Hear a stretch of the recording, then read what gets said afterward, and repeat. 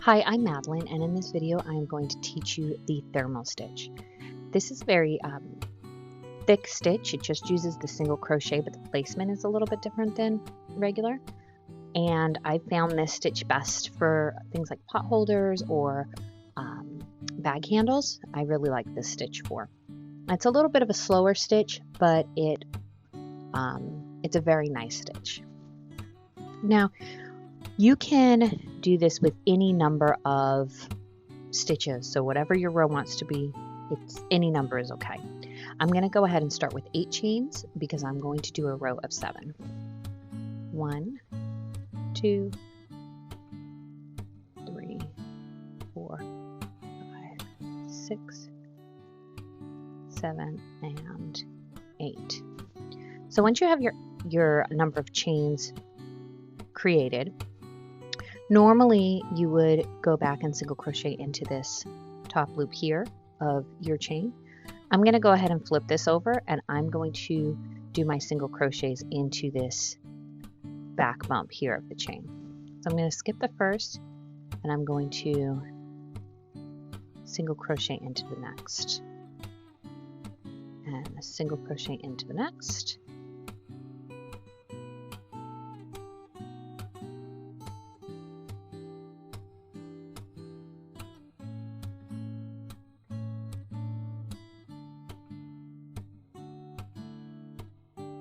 And again, I'm going just into those back bumps of the chain instead of the actual loop of the chain.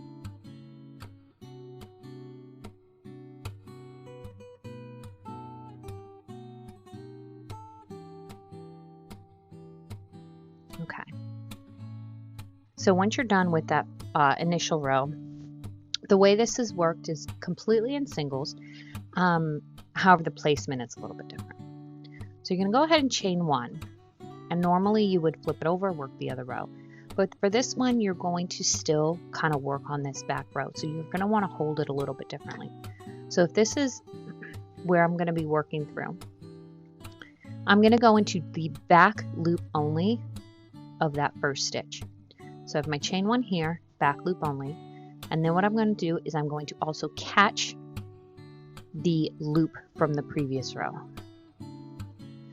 So this is the back loop of the current row I'm on. This is the loop, the single back loop of the previous row that I just worked on. And you're just going to complete a single crochet.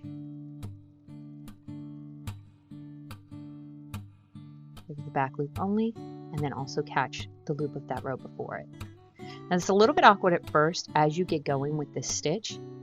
It definitely does kind of form into the position that it's supposed to be in.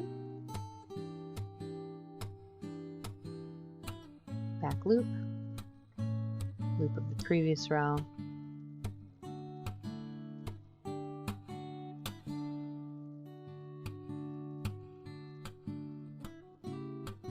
and when you get to the last stitch, sometimes it kind of, since it's at the end, it's a little bit harder to figure out exactly where you're going.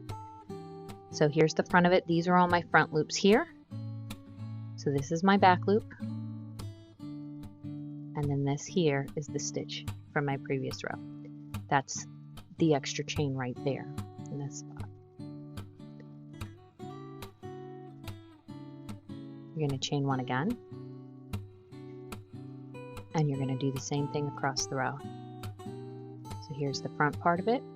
I'm going to go into the back loop only and get that leftover loop from the previous row. Back loop only, and then catch the previous row.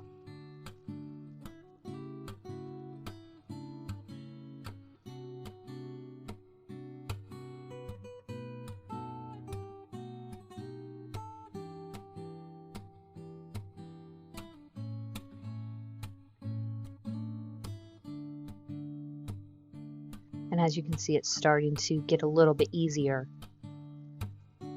to figure out which loops I'm going into. Chain 1. And when I hold this, I almost hold it upside down because I am most comfortable working this way. So this is technically the front of my work. Back loop only, leftover loop from the previous row. Back loop.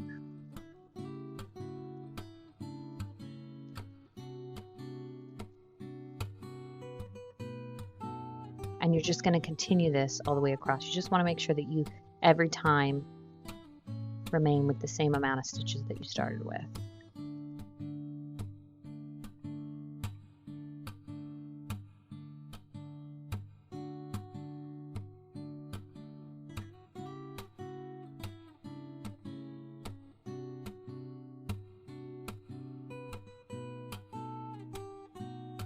I'm going to do one more row here, and then I'm going to show you how to end it off, because it's a little bit different for the final row.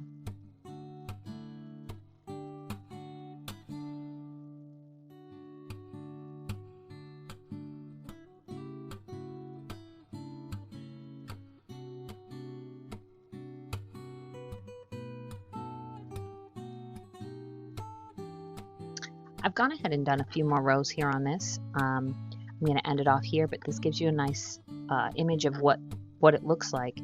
And you would just continue to go on this until it was the length that you wanted. Again, this is really nice. It's a nice thick, you can see how thick this is of a stitch. There's no holes in it, it's very solid. So on your last row, what you're going to do, once you reach the length that you want, you're going to chain one, and then when you go back in to do that final row, you're going to want to catch both loops of the stitch that you're in as well as the bottom loop. So you're going to, before you complete your single crochet, you're going to have 4 loops on your hook. So again, that's both loops of the current row that you're on and the leftover loop from before.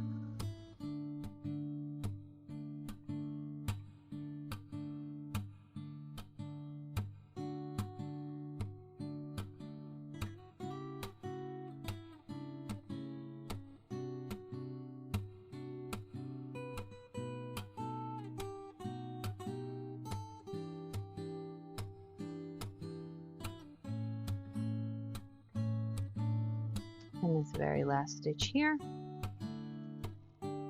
where you're going to catch both loops, and then the loop from the previous, and then you're going to go ahead and tie off.